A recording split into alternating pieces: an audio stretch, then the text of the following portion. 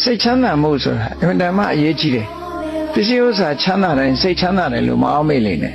ပစ္စည်းဥစ္စာချမ်းသာပြီးစိတ်ဆင်းရဲနေတဲ့ပုဂ္ဂိုလ်ဒီလောကမှာအများကြီးပဲပစ္စည်းချမ်းသာတာစိတ်ချမ်းသာတာနဲ့တခြားစီပဲเนาะလူတွေမှာပူမှုတွေနဲ့နေကြတယ်တောကเนาะစိတ်ချမ်းသာတဲ့လူကလည်းတောကတွေပိုးတယ်ပစ္စည်းဥစ္စာအတွက်တောကဖြစ်တယ်เนาะပစ္စည်းဥစ္စာအတွက်တောကဖြစ်တယ်သာသမီရှိတဲ့ပုဂ္ဂိုလ်ကသာသမီအတွက်တောကဖြစ်ရတယ်နော်ကားရှိတဲ့ပုဂ္ဂိုလ်ကကားအတွက်တောကဖြစ်တယ်တိုက်ရှိတဲ့ပုဂ္ဂိုလ်ကတိုက်အတွက်တောကဖြစ်တယ်အားလုံးဟာတောကလေးတွေနဲ့ကျွေးနေကြတာအဲ့ဒီတောကဆိုတာဒေါမနတပဲဒေါသနဲ့ရှင်တွဲပြီးတော့ဖြစ်ပေါ်လာတဲ့ခံစားမှုဝေဒနာတစ်ခုပဲပေါ့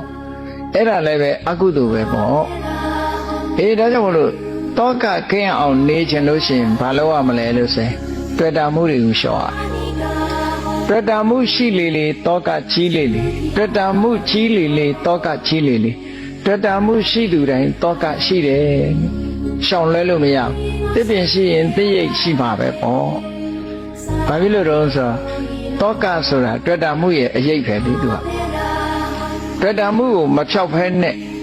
တောကဆိုတာဖြောက်လို့မရဘူးတဲ့နော်စဉ်းစားကြည့်ပေါ့ဒီထင်ရှားတဲ့ဥပမာလေးတစ်ခုပြောမယ်ကိုကအိမ်တစ်လုံးပိုင်ထားတယ်ဆိုတာဆိုဟောအဲ့ဒီအိမ်တစ်လုံးပိုင်ထားတဲ့အခါဆောင်းရာသီတို့နွေရာသီတို့ဗမာပြည်မှာဒီဟာမီးကခဏခဏလောင်တတ်တယ်မဟုတ်လားမီးမစိုးရင်ရဘူးလားစိုးရင်လည်းဆိုကြတဲ့တောကပဲကိုယ့်အိမ်မှာမီးစိုးရင်ရဟောစိုးရင်နေတာတောကကဲအဲ့ဒီအိမ်လေးကိုကြိုက်တဲ့ဈေးရလို့ရောင်းပလိုက်တယ်ရောင်းပလိုက်တဲ့အခါကျတော့အဲ့ဒီအိမ်လေးပေါ်မှာတောကဖြစ်သေးလားဘာလို့တော့ကိုမပိုင်တော့တာကိုဟာလို့မတတ်မှတ်တော့ဘူးလေအဲ့တော့ကိုဟာလို့တတ်မှတ်မှတောကဆိုတာဖြစ်တာ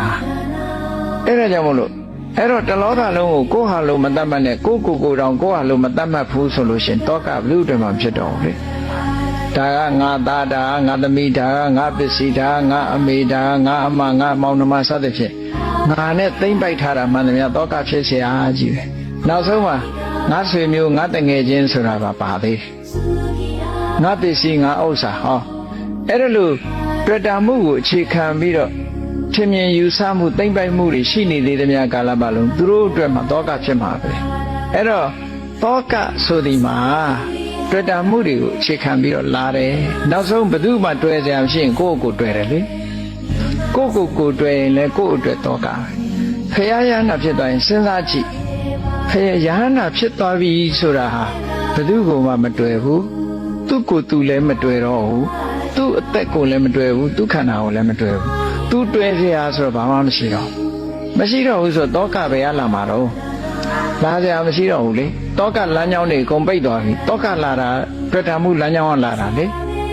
အတွေ့တာမှုတွေအကုန်လွတ်လိုက်လူတွေမှာဒီပြင်တွေ့တာမှုတွေဘလောက်ဖြတ်ဘုန်းကြီးတွေရောတောကမရှိဘူးလားရှိတယ်လေနော်ဘာလို့လဲဆိုငါเจ้าတို့ငါတကာတို့ငါတကမဆိုတာဒါရှိသေးတာဟုတ်နော်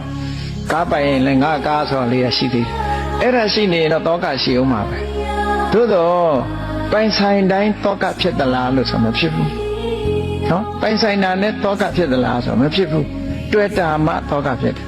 အဲ့တော့မတွေ့တာအောင်ရှော့ချတာရဒီလိုဆိုလိုတာနော်